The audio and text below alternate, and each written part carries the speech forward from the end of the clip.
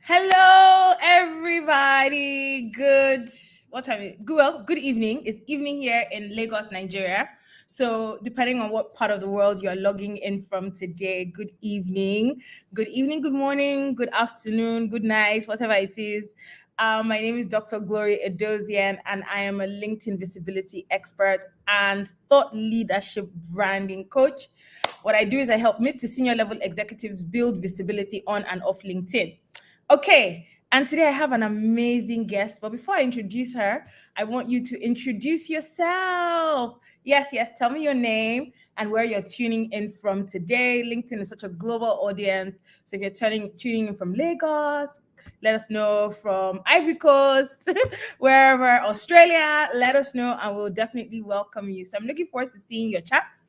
Also, this is an interactive conversation. Even though you can see myself and Odiri, we're welcoming questions, not at the end. At any time you have a question, please put it into the chat and we will make sure that we ask Odiri those questions if we have time.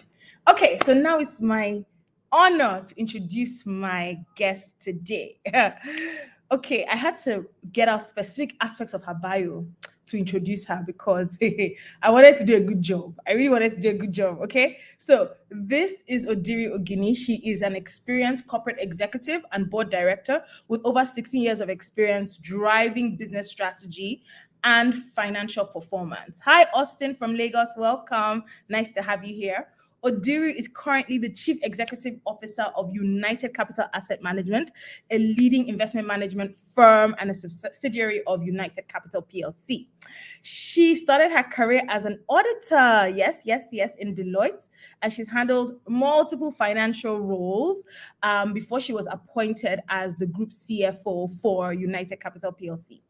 What is really interesting about Odiri is as CFO, she expanded her influence from just the traditional role of financial reporting to identifying opportunities for top line growth, driving profit improvement, and using financial data to influence operational decision making and strategy. Now, I'm stressing that point because it's a key step from core finance to business leadership. So I wanted to point that out here. And then she's a phenomenal business turnaround person, right? Business strategy. In the last 3 years as CFO, she has grown the asset under management of the business from 7 billion to 200 billion for the mutual funds. I don't even want to calculate how many times improvement that is because my math is not good, but it's a lot. Therefore, positioning the firm as the third largest mutual funds manager in the country. She's also the chair of the Employer Relations Committee of the CFA Society Nigeria. And in 2021, she was recognized as one of the top 100 career women in Nigeria. So you see, I have to give her roses. Odiri, you're welcome. Welcome. Thank you. Thank you very much. I was actually looking for the person you were calling all these things for. Sincerely. Amazing. Well, thank you very much. Thank you for having me. Fantastic. I'm excited to have you here. We have a few people joining us. Hi, Jamila from Lagos, Chinasa from Lagos, Abdullah Rahim from Lagos, Bolaji from Lagos, Bisi from Lekki, Lagos. Our Lagos people are representing. Welcome, guys. Like I said, this is a conversation between not just between Odiri and myself, but also with you. So please, if you have any questions at any time, just put them into the chat and we'll definitely read them out. Okay, so let's get started. Odiri, I've just read your bio, right? Phenomenal. However, I wanted to know if you could mention one or two things that you feel has been responsible in your career for attaining that position of CEO. What would it be? Those things that you think were responsible for this growth in your Thank you so much, Glory. Thank you for having me. And if I had to pick one or two things, I would say number one, I'm very driven. I'm really very driven. I'm very ambitious.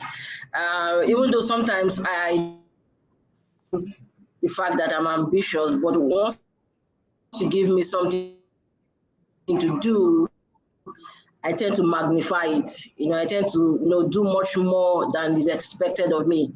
So I see myself as very driven and very, very ambitious and also very strategic.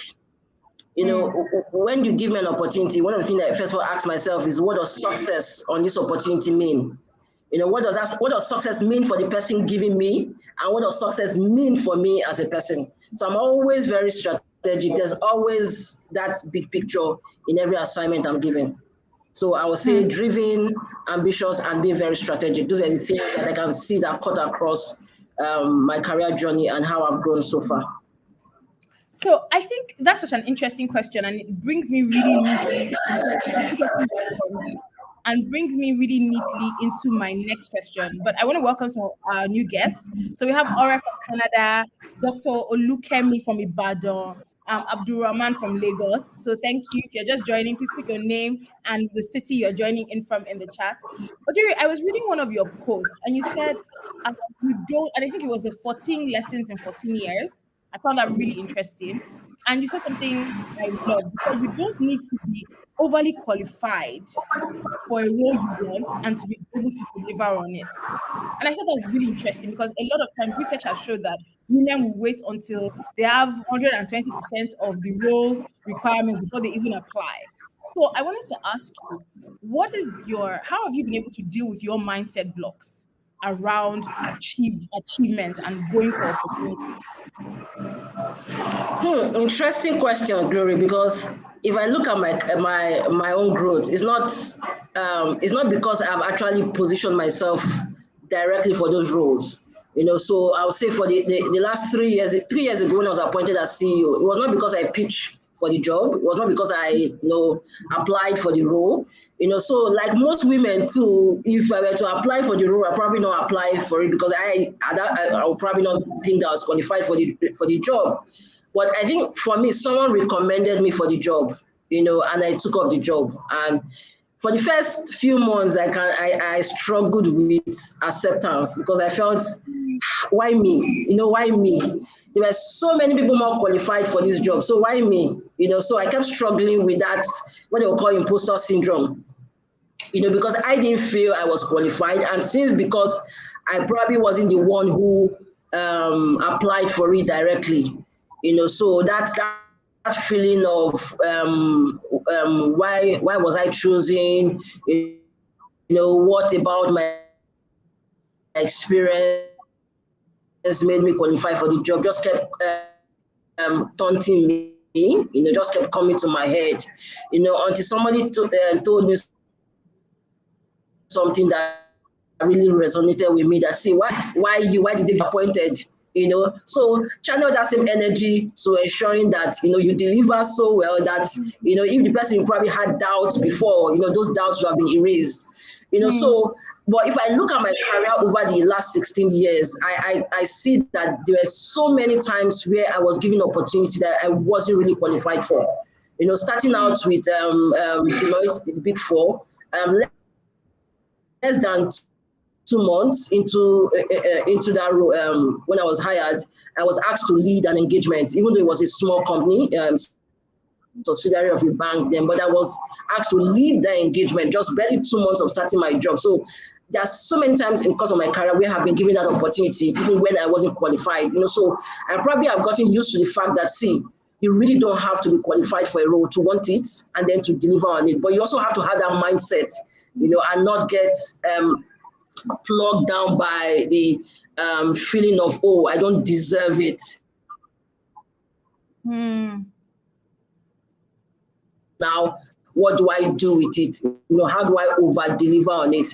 But the truth is that, somebody said something last week. He says, I don't give people jobs that they are qualified for. I give people jobs that they are almost qualified for, because when you're almost qualified for that job, you're not yet qualified. You will do all it takes. You will stretch, you will grow in order to fit in. But if you get to that point where you're already qualified, there's no drive anymore. Or there's no excitement anymore. When I took up the CEO job, I knew I wasn't qualified. That was the truth. But man, the excitement inside of me, I make sure the next person, push myself hard, study more, spend time just to understand this industry, understand what I needed to do. Because at the end of the day, I didn't want people to say, oh, you see, she wasn't qualified. Why did they give her in the first instance? I wanted them to say, even though she wasn't qualified, the man, she was really the best person for the job. So, but I think that for us as women, even though we have that feeling of, oh, until we are qualified before we apply, we need to get past that to see that, at least I have 1, 2, 3 points that can push me for this job, and I believe I can do it. So it's a mindset thing, really. Amazing. So I love that, channel that energy of doubt, channel it into achievements. That's what I'm hearing you say. So that energy where you're like, oh my God, what if I don't have this? Just use all of that to focus on what you need to achieve. Amazing. We have new people joining us. Hi, Adeze from Asaba, Mercy from Lagos. If you're just joining us, please put in your name and the city you're joining in from in the chat. And remember, you can ask Odiri any questions as we are going along. Okay, so Odiri, we've talked about your phenomenal feat in the last 3 years as CEO, 7 billion to 200 billion. There's one thing sitting on a chair and saying, okay, I'm going to use my energy and focus on success, to actually building the confidence to achieve outstanding results. And obviously, you're working with a team, you're leading people. How do you find that confidence? Talk us through that process of being able to deliver, over-deliver, and turn around a business. How do you develop that confidence?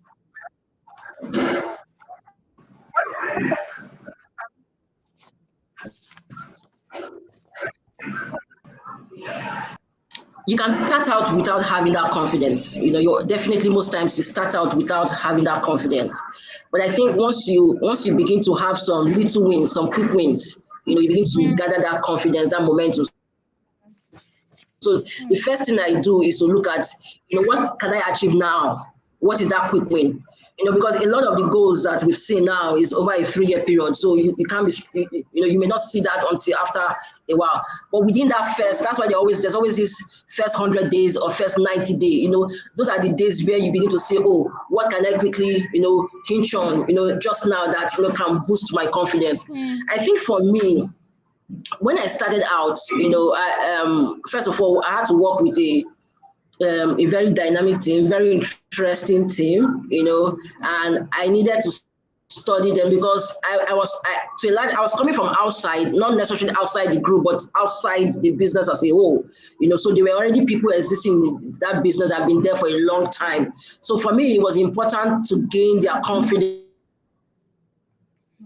gain their trust, and be able to work with them to deliver the result or that we needed to the team. Give everybody a sense of direction and a focus. Oh, this is where you'll be focusing on, and then look out for what are the things that we can easily begin to achieve now that we don't need to do too much, to begin to achieve. And it was important for me to do that because I needed, we have performance review every month. I don't want to go every month and you are speaking English or grammar, your business is not doing well. So I've been a CFO for a long time, so I know how that conversation will really go. So it was important for me to know 1, 2, 3. So while I'm looking at chasing the long-term vision, I was also conscious of the short-term wins. And those short-term wins are the ones that just boost your morale, not just your confidence really, but also the confidence of your team to begin to trust you, knowing that you are a leader from semi-outside kind of. So that quick wins, those are little achievements here and there, not just boost your own confidence, but also help your team to say, okay, really, we can work with her. She's going to take us somewhere. She's capable to take this company to where it's supposed to be. So focus on quick wins was one of the things I did to be able to boost my confidence, while looking and chasing the long-term goal of where we're able to get to. Amazing. So I'm hearing a few things. Look for quick wins while you're still plotting that long-term strategy. Look for quick wins. And also develop the confidence of your team. Make sure your team has a bit of confidence in you. And also direct focus, right? Create focus for the team. Amazing. So let's now start talking a bit about visibility and LinkedIn. I was telling you before we joined the call that I feel like your LinkedIn page has exploded in the last 6 to 8 months, right? Why did it become important for you to build visibility?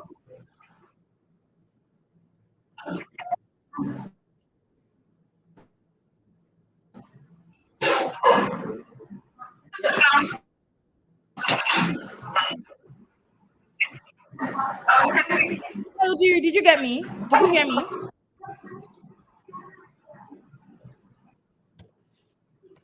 You're breaking a bit. Yeah. Okay. I said, why did it become important for you to build visibility? No, no.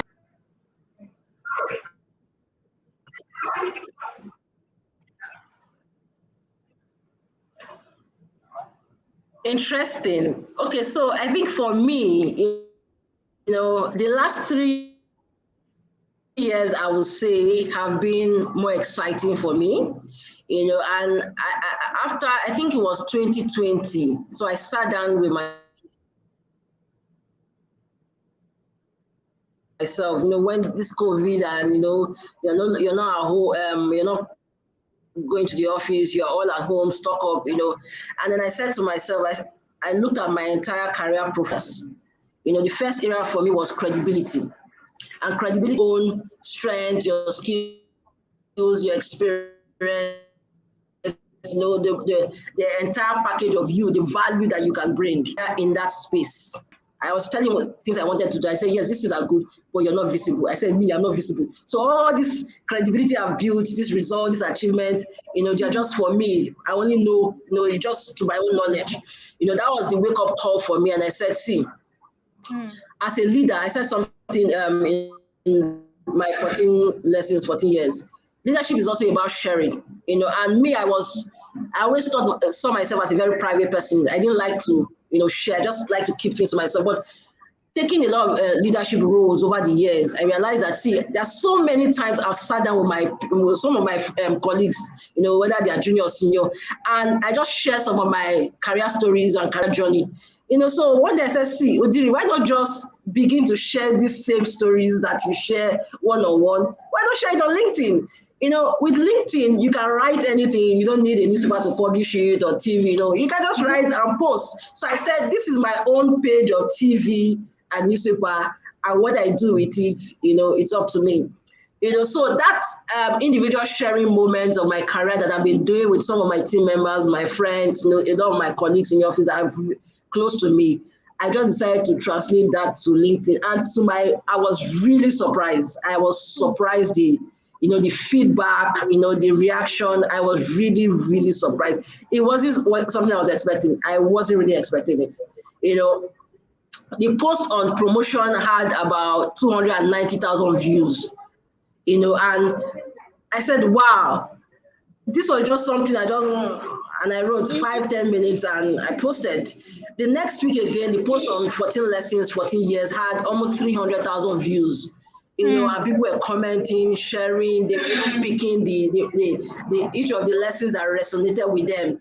And I think I spent about 5 minutes. I just said, oh, Odiri, you'll be 14 years, February 14. Why don't I write 14? And I wrote down those 14 based on what I just felt, and posting that and seeing the reaction, just gave me a lot of confidence to keep sharing, So I think for me, it was just the fact that I realized that, you see, you build credibility over the years. The next phase of your career really is about building your visibility. And LinkedIn was a very good platform to start building your visibility. So there are other areas that it might eventually divulge into, but I think this was just, for me, a good start, and it was based on my own personal experience, just something that just so and the reactions have been phenomenal. And I think the reactions have just really encouraged me, just to keep doing. But I think also, after visibility for me, based on my 3-year table, is influence. But I think that influence is as a result of building credibility. Credibility does not end. You have to keep building it. You keep building a pipeline of results and achievements, that you gather. But I think the visibility just helps you to see beyond your own personal self. Let other people see what you're capable of doing. And how you can also impact other people. So I think for me, it just that realization that, see, you can't just keep doing and doing and doing, you need to get to that level where you're able to share.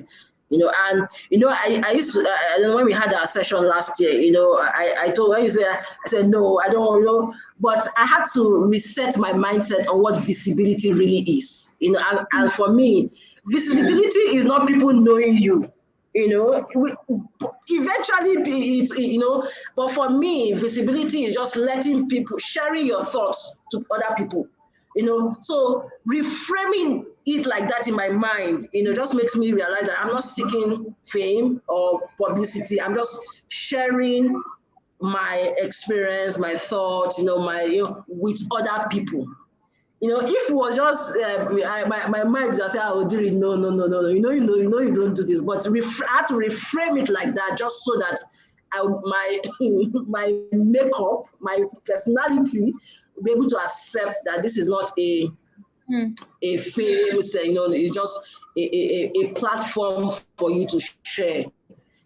And eventually people will know you, but the end goal was really, how do I get to a point where you're able to impact other people with your own personal experiences? Amazing. Thanks for sharing that, Odiri, because a lot of women struggle with visibility and they think, oh, it's all about fame, people knowing you and all of that, and then I'm a private person and all of that. So I really like the fact that you had to reframe it in your mind, and thank you for sharing that process. But one of the things that I am also getting from your post, and I think that's why it has a high amount of views, Odiri, is that you've definitely found your voice. So the content you share is not the typical advice, find a mentor, blah, blah, blah, blah, inspirational posts and everything. It's really stuff you have gone through. And I want to know, how did you find your voice for LinkedIn? Because a lot of people are like, I have so many things I want to share. I don't know which one to share. I don't know what to say. Will it make sense? All of that. How did you find your voice?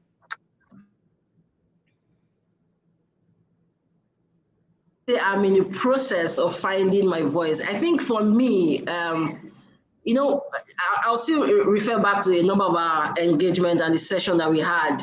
I was looking for my voice in a particular area. So I was looking at sharing on, my core, on my technical function, but I realized I struggled a bit, I wanted something that came from within. So I'm this kind of person that feels, I need to feel it, so I was looking for something that comes from within, that I could feel, so that it's easier, to, irrespective of what people say, positive or negative comment, it doesn't impact. So I needed to get to that state, but this particular executive diary series was a very funny one, because it was over the weekend or very beginning of the year. I was just thinking, okay, how do I want my LinkedIn engagement to be this year? Last year, I was posting twice a week, but they were just random, and I was basically looking for, every week I'll be saying, what do I need to post now? What do I need to post now? What do I need to post now? So it was just confusing. But this year I wanted to attack it from a different perspective of direction and clarity. So I just kept asking myself, okay, what can I create and focus on? I wanted to create a product, something that is tangible, or not necessarily a tangible product. Yeah. But I just realized that every time there's some young colleagues that come to my office, they're complaining about one thing or the other. Oh, I've been here, no promotion, and I realized that a lot of people just assume that, oh, Odiri, I see you today, you are blown. They don't know the foundation. They don't know the work. They don't know that even in this state that I am, I've been promoted just twice. So when I keep telling people this my story, they, Odiri, is it really, So that was when it just clicked to me that, see, why not just use this year to share your career experiences and your growth, so that there are a lot of people who can easily plug in. So I also looked at the fact that I'm not high up there, I'm still closer to the grassroots than certain women who are already high up there, So it's easier now for the people who are coming to be able to relate with you. They can resonate with you than when you now become very high up there. You will not be able to do some of all these things. People will not know how. So why not start documenting the journey, the struggles, the pain, the challenges, the mistakes you made, so that people who are coming now it's easier for them to resonate with you now than probably somebody who's already high up there. And I remember asking my siblings, this is what I want to do. The name is Executive Series or Executive Series or something. My other brother, one of them said, why don't you call it Executive Diary? And I said, this is it exactly.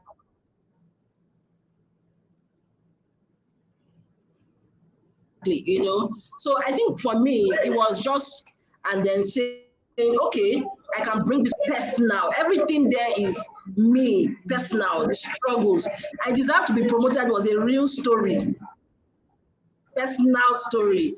The 14, they are all personal stories. So there are no cases of, trying to, fuse, but they're just me saying, this is how I have grown,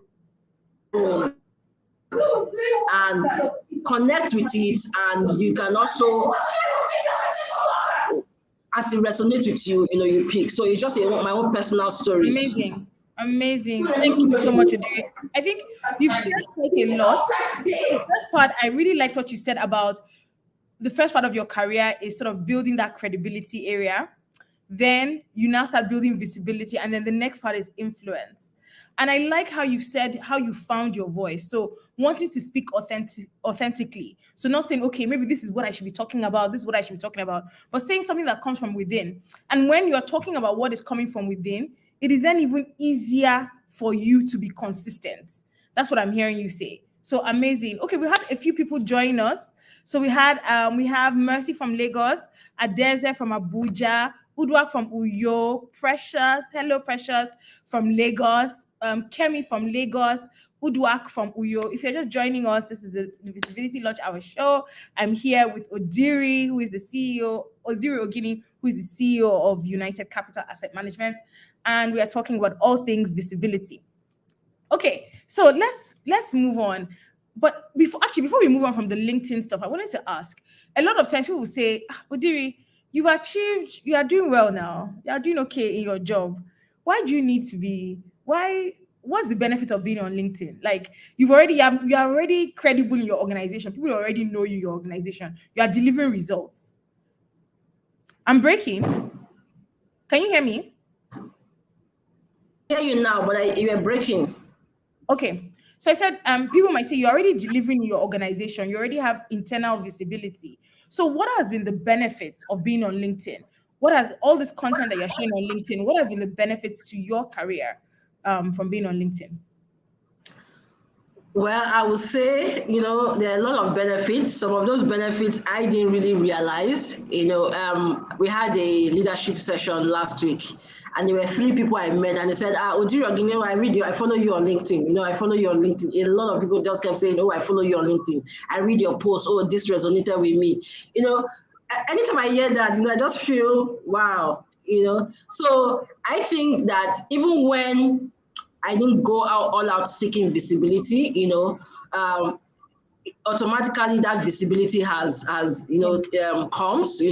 I remember my colleague was telling me, Odiri, this CEO of this company, Odiri is your, do you know this Odiri? I said, I don't know them. They said, Odiri, they know you.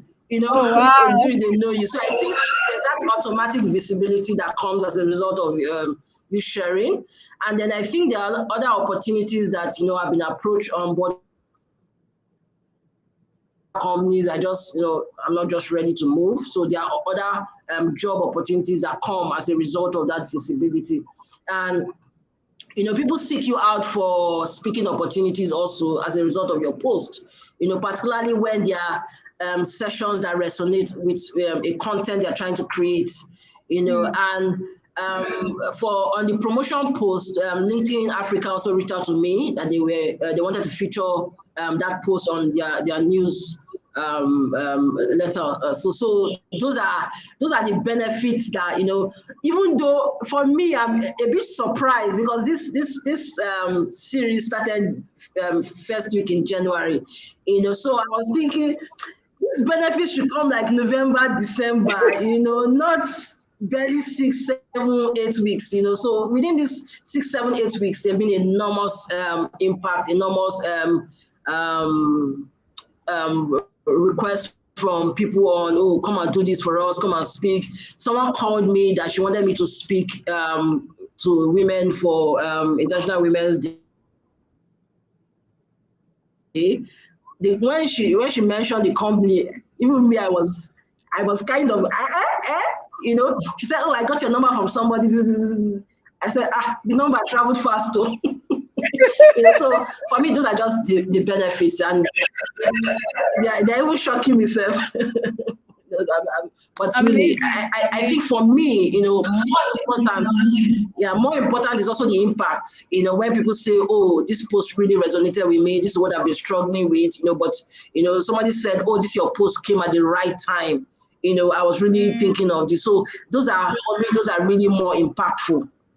You know, oh, this came at the right time. Oh, this has helped me to know how to transition in my career or how to make this kind of decision. You know, so for me, those are impacts you will not really hear every day. You know, they are the intangible ones, the ones that you really don't see. You know, so I'm actually really honored, you know, and surprised too. You know. Amazing. So there's a lot of this is why I'm asking that, because a lot of times, you know, people say, I already have, I'm okay, Joe, where I am, I'm okay. Which one am I stressing myself with LinkedIn again? But clearly there is more. And what I always tell people is, imagine you are okay where you are, but imagine if you did that bit more, the new opportunities that come from that. So thank you for sharing. So there's something you said in your post, which I found really interesting, and I wanted to find more about that. You said, visibility comes with vulnerability. Please this one. I brought my pen. I want to take notes. What does it mean?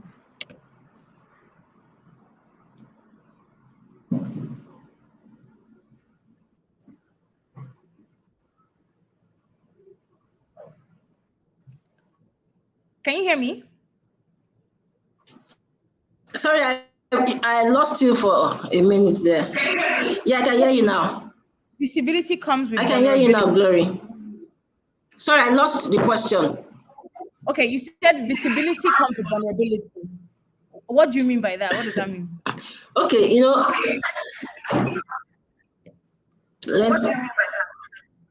okay, so I think for me, anytime, I think when I was to be assignment or role that required visibility. So, you know, all the while, if you're head of a team, somebody's shielding you. You know, so there are certain roles where you are in charge of that role and you have to present either to the board or to the highest level of authority. So that's visibility. You know, and vulnerability means that if anything happens in that your department, the hammer will knock on your head. You know, so visibility in a particular role, you know, definitely comes with vulnerability, because if there are issues, you know, if you are the CEO of a business, if there are issues on that business, the hammer is on your head. You know, so you need to learn to manage that visibility also the same way you have to learn to manage that vulnerability.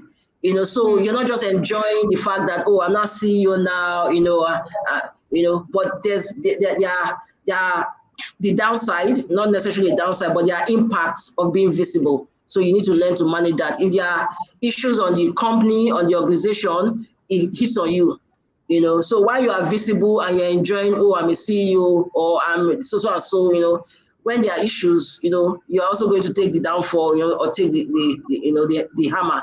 You know, so the point was just learn to manage the visibility so that you're also able to manage that vulnerability. You know, and somebody reached out to me on LinkedIn and said, Odiri, what does this mean? You know, when you said it, I said I need to also reach out to that person to explain. You know, so but beyond the role also, Glory, even being visible on LinkedIn now, you know, the post that you share, a number of times before I share my post, you know, I try to run it through my organizational communications team, you know, to look at things to ensure that, you know, I also don't contravene, you know, certain policies. Once in a while, maybe you might, and they'll say, oh no, but I try as much as possible to get other people to read it.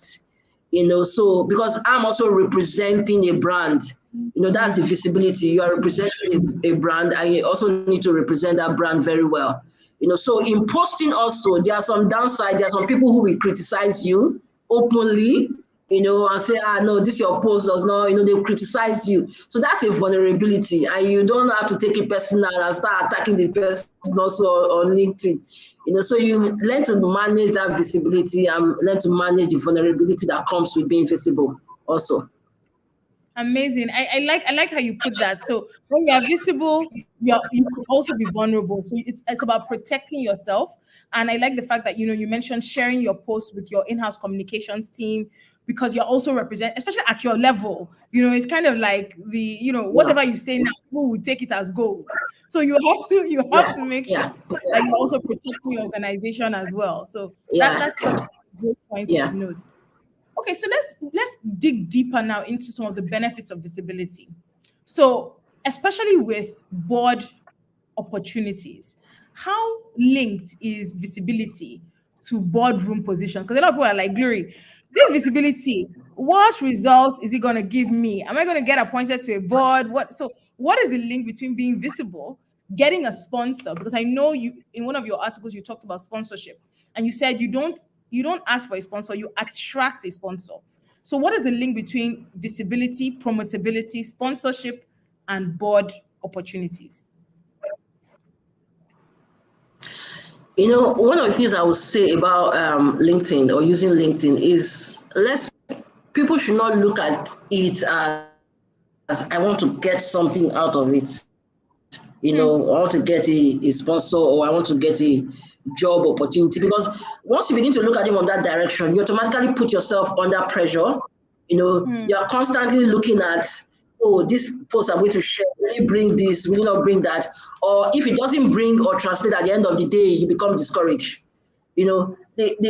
For me, once you start sharing and sharing authentically and sharing yourself, sharing what resonates with you, it will automatically resonate with some other people who will say, oh, I think this lady should be on this board, or I think, so in the course of one of the posts I shared, somebody sent me a message and said, oh, I think you should check this. They're looking for someone to be on their board. Someone sent it to me as a message. But if I wasn't visible, if I wasn't sharing in a way that people can see me, when the opportunities, you're not top of mind. So I think the goal is to look at it as, I want to be top of mind, to whether someone is looking for a board of someone to be on their board, or they're looking for an executive for a position, or they're looking for a speaker for any speaking opportunities, or they're just looking for anything. I just want to be top of mind. I'm not sure that when Coca-Cola is packaging their advert is so that they can get, the goal is, how can I be top of mind? And I think if you begin to look at LinkedIn from that perspective of, how do I be top of mind for my next opportunity, whatever that opportunity is, it takes the pressure away from you, such that even when that thing doesn't come directly or indirectly, you're not under pressure. You get into that state of just doing it for the love of doing it. And eventually, or even before you even start, one or two into that, it will come. But I really don't share that sentiment of, oh, I need to start sharing so I can get a board opportunity. For me, I just see it as you are giving. It's when you are serving that things come to you. You're just serving. You're excited about serving. So see that sharing on LinkedIn as a service. Whether you're sharing about your career, you're sharing about topical issues in your industry, you are sharing about anything. See it as a service I'm giving. And that service can translate to a number of things. I met a lady last week with one of the regulators, and I said, see, you occupy a very important position. And I think that you should be sharing on LinkedIn. You should be sharing your experiences on LinkedIn. Say, I've been thinking about it, but I don't know how to start. I don't even know if I start, I'll be able to sustain. I say, just start. She said, oh, I read, like that, but I think that you are in a very strategic position. You have a number of experience. You're not telling me a number of things that I should have been able to do. Help some doctors, help, and put these stories on LinkedIn. You will help more people. You will impact more people. So if you go to that, I want no. If you go with the mindset of service, share, impact, with your stories, with your lessons, with your experiences, that's when the result and the benefit will begin to come. But don't necessarily put yourself under pressure. I can tell you that when this one of my posts hit 300,000, I'll say, the next post, if it doesn't hit 300,000, I'll be under pressure. Somebody just say, Odiri, don't put yourself under pressure. And that's the truth. So you just keep doing it and keep doing it, and one will go viral, one will impact, and someone will see that post and say, this opportunity I've been thinking of somebody, and it's you. So all the posts have their own different roles, and they all translate at the right time.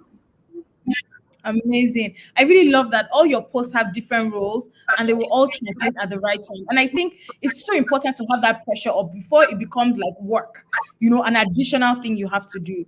But if you look at your visibility as an extension of service, I really like this idea of saying, okay, so how do I serve people? How do I impact? How do I give back? Because that's what thought leadership is all about, really. It's about sharing your thoughts, with your community, with your sector, with the people that are coming behind you and all of that.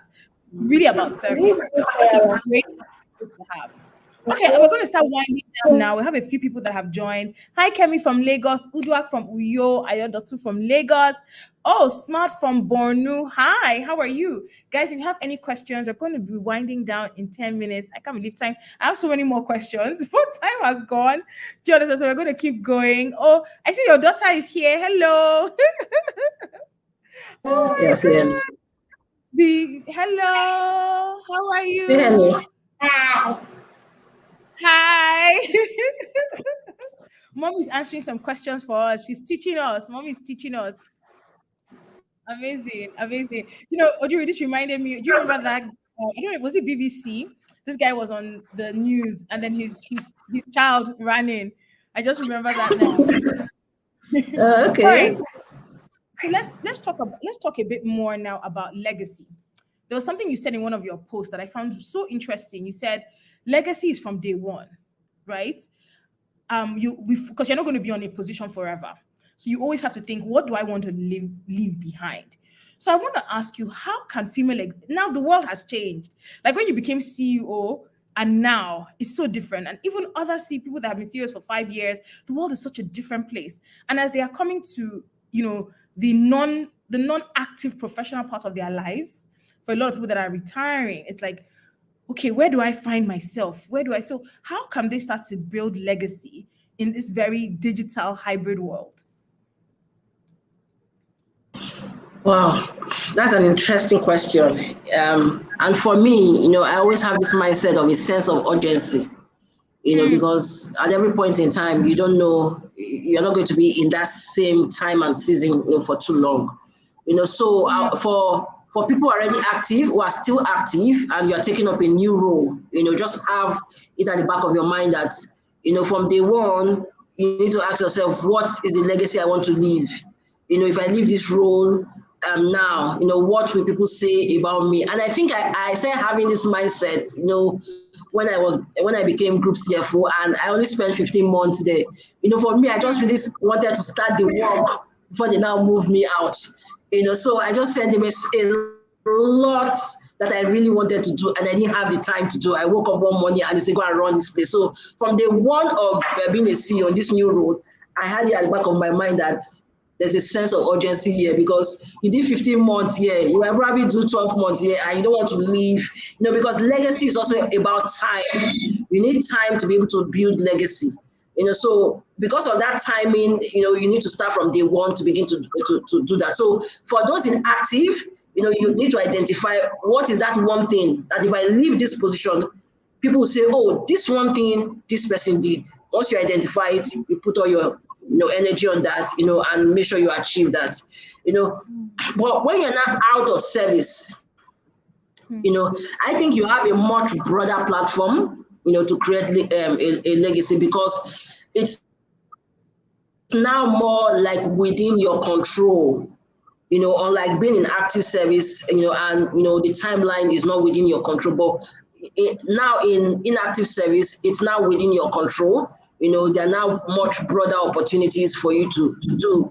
But my expectation of inactive is you probably have built that before you get to that state. So most women, once they are retiring, they are looking out for opportunities for board position. Those are things that you really want to do. You want to have built, you want to have a portfolio of companies that you are basically on the board. And the essence of that is to, to share your experience, share what you have learned in probably almost 30, 35 years of working into that. So there's a much broader space, but even in that much broader space and timeline, I think it's important for you to identify what exactly is that one legacy, one thing that if I leave, whether as an executive inactive or inactive, that people will be able to say, oh, without mixing words, everybody almost saying the same thing. Because so far now, if I ask myself, if I leave United Capital Asset Management, what will people say? To a large extent, everybody just knows, I know what they will say. That's because I was a bit intentional in creating that, that legacy. So I think the most important thing is to understand what is that legacy that you want to leave, and from day one, start working on it, whether you are in active role or you are in inactive role. Amazing. I think what I'm hearing from you, Odiri, is intentionality, and that's about everything. And I think that's a thread that has gone through our entire conversation. So intentionality in terms of saying, okay, I'm here, and also realizing that it's not that I'm here and I'm relaxing per se, but it's I'm here and I don't know how long I'm going to be here for. So what do I want to achieve with this? Like you say, you're on a roll for 15 months, you can be on this roll for 12 months. You don't know, just as you found yourself here, you can find yourself somewhere else. So being intentional about the timing that you have and working with that, that's so important. I have two more questions, and I see Funke Treasure has joined. Hi, Funke. Guys, if you have any questions, now is the time to ask. My second to the last question is really around advice for women, female leaders like yourself, female executives who want to build visibility. What should they be doing? What should they be prioritizing?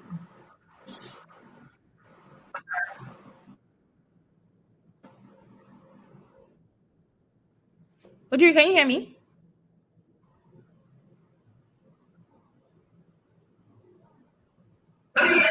No. I didn't get the question. Yeah, I said, what should female executives who want to build visibility, what should they be prioritizing?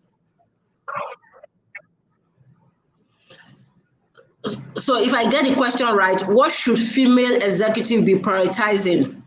When it comes to visibility. Okay, when it comes to visibility, what they should be prioritizing? Wow.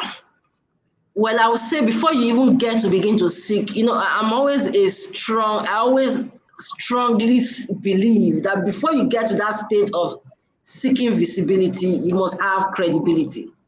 Because most people just want to, I want to be visible. You want to be visible without a foundation. So what are you going to be, So before you begin to prioritize visibility, make sure that you have credibility. And for me, credibility is the foundation, is your pipeline of results, tangible results and achievements that you have built over the years. Those are the substance. And then when it comes to visibility, what do you want to be known for? Why do you want to be visible? Because you can be visible internally, you can be visible externally. And one of the things I've seen about visibility is that when you are visible on LinkedIn, you are visible internally. Because I hear a lot of the people in my office say, oh, dear, I actually see them follow and like, and comment.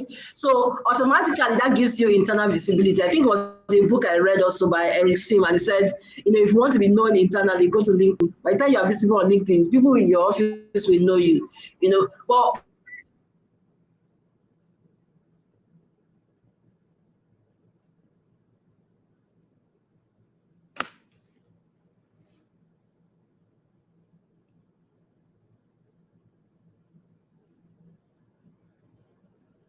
Oh, I think I may have lost Odiri. Can anybody else hear her?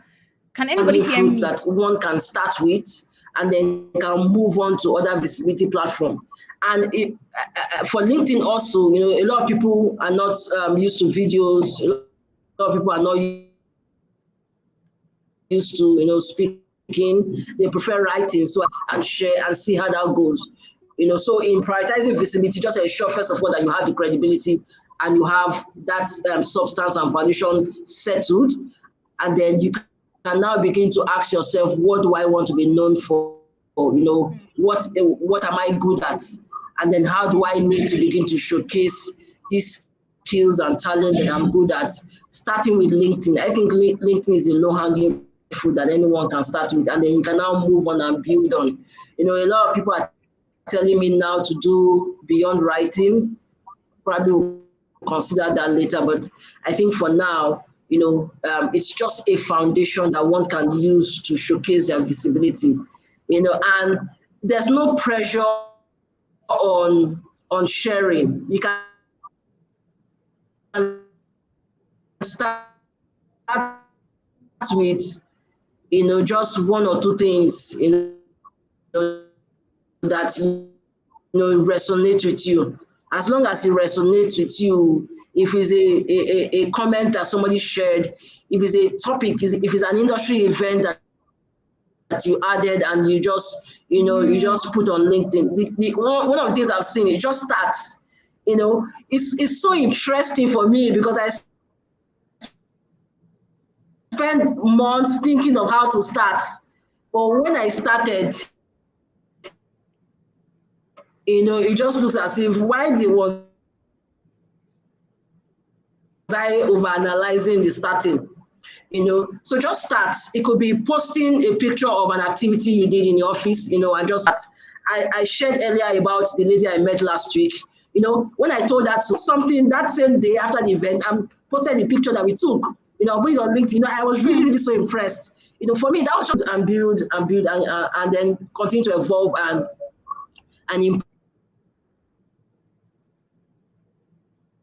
improve on even that first post. But I think don't overanalyze. There's no need to overanalyze. Don't overanalyze. It just starts. Just start. So that's what I would say. Just fantastic. Thank you. Just start. Don't overanalyze. Remove the pressure. Start from where you are. Don't overthink it. But make sure you have the credibility because that's the substance of visibility, really. Anike, sorry, I see you said at our guest, LinkedIn can hard to grow. Can you explain what is that a question? Was that a comment? So that we can take that before we close. My final question is, next week is International Women's Day, and it's all about breaking the bias, right? So how can what do you think is needed, rather? What do you think is needed for us to break the bias, to have more female executives, more women in executive leadership positions in Nigeria? What do you think we need to do to break that bias?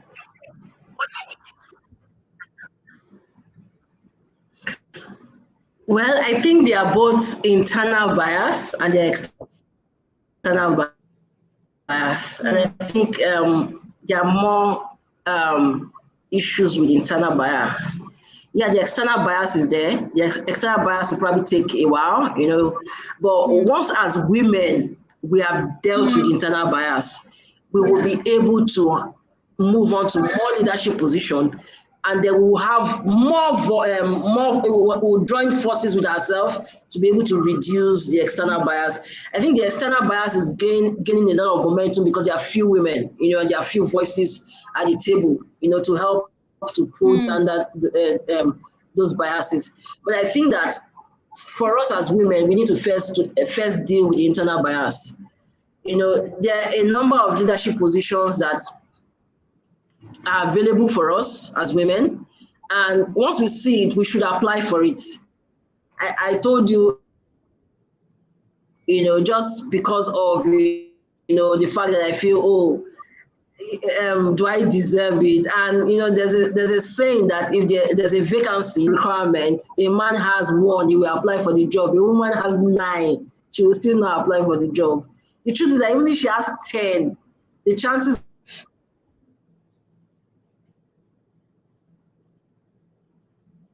with a number of these internal biases. I think the internal biases are the ones holding us back.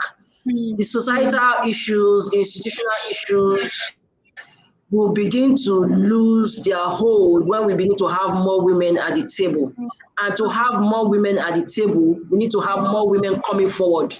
To have more women coming forward, we need, what that means is that more and more women are, laying hold of those internal biases that are holding them back and choosing to, move forward, irrespective of the voices in their head, irrespective of whether they feel they are not qualified or not. But I think to a large extent, I'm not saying that the institutional biases or the external biases are not powerful enough, but I think that to a large extent, the internal biases are the ones holding us back. We need that momentum. We need that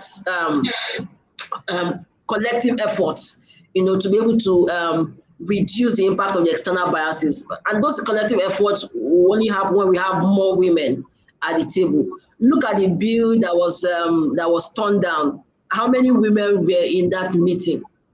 If there were more women in that meeting, do you think that bill would have been turned down? No. So it's easier for the external biases to have more power because there are still less women at the table. And we need more women at the table. We need more women at the table. We really, really need more women at the table. And even the women at the table, because they are few, their voices are not heard because they are still, their voices are not heard because they are few. So I think for us, we need to deal with our internal issues. Anytime I mentor a young lady, I always give them the book "How Women Rise." It's a great How Women Rise is about 12 internal biases that women. But yeah, when I read that book, I was impressed. As I said, wow, I could identify myself. I said, I know this one. I'm giving that book to about 2 or 3 women now. Any woman I mentor must have that book. I will that's my parting gift. That's a gift I always give women, because more women need to know. See, when you know that this is an issue, it's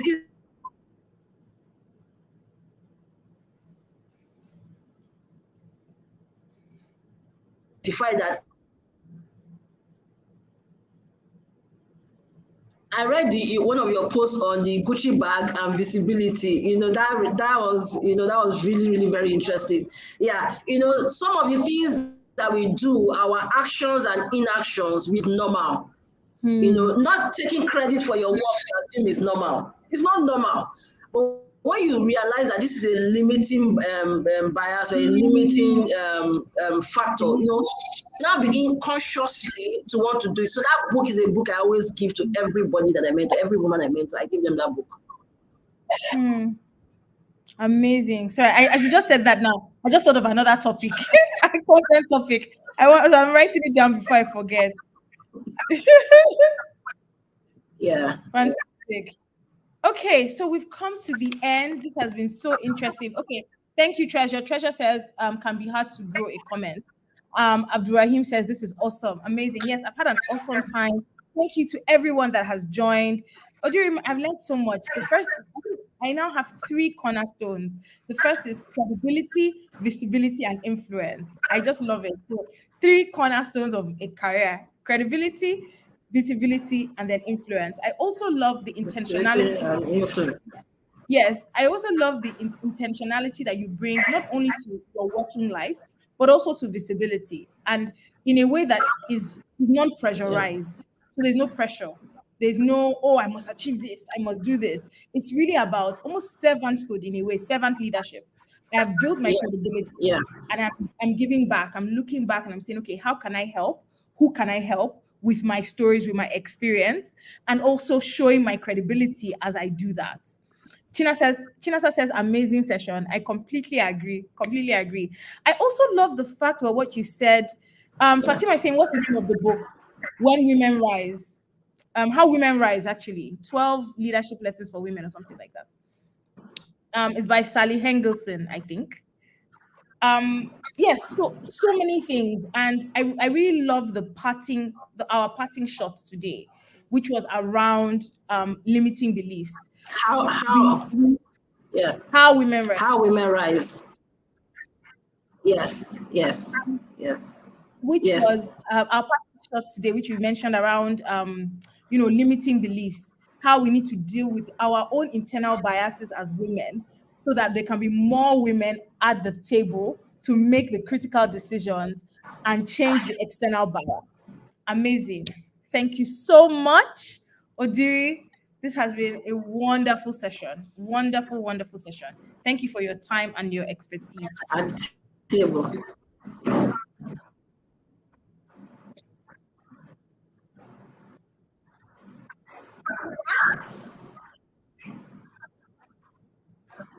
Thank you. Thank you. Thank you. Thank you Amazing. for having me. Fantastic. Okay, guys. So it has been myself and Odiri on the Visibility Launch Hour show. Thank you for joining us, and we'll see you next week with our next guest. In the meantime, we'll just say bye bye. Have a great All right. weekend. Bye.